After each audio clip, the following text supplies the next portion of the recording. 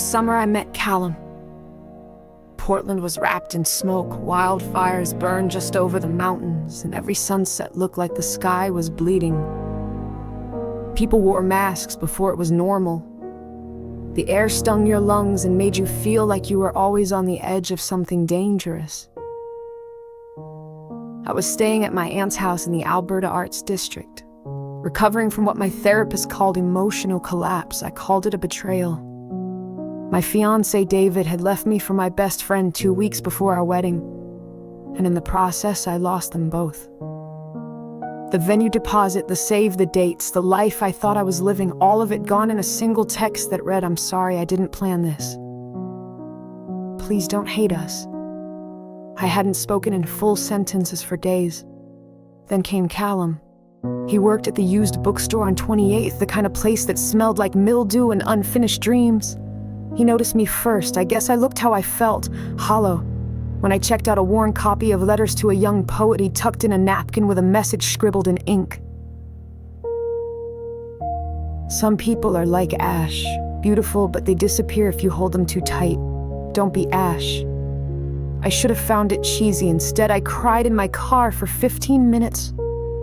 The next time I came in, he didn't say a word, just nodded and handed me a cup of chamomile tea from the counter. It became a ritual: tea, a book, a note.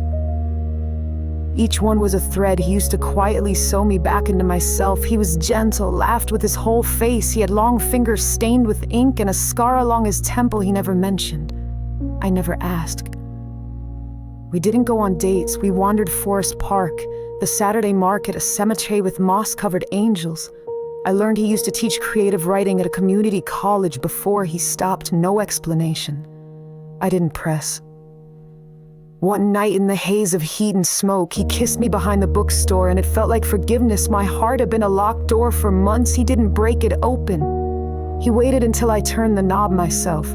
We became something fragile and full. He'd read me passages from books in bed, his voice low and slow. I'd paint him in watercolors. The shape of his jaw, the sadness in his eyes. Neither of us called it love, but it was still, there was something he never said, a shadow that lingered behind his gaze. Sometimes I'd find him on the floor at 3 a.m. clutching a photo I wasn't allowed to see, his eyes red, his hands trembling.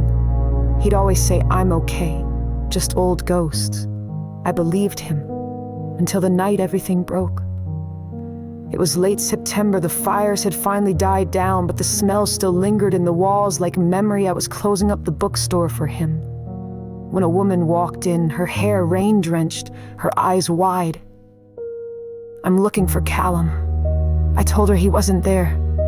She hesitated. "I'm his wife." The room tipped sideways. I couldn't speak, could barely breathe.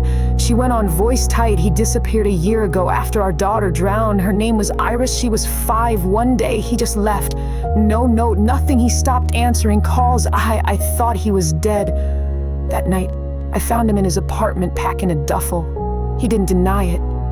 "I didn't know how to live after Iris," he said. Eyes hollow. Every corner of that house smelled like her. Every silence was her laugh. Missing, I ran. "I found you. I wasn't looking for anything.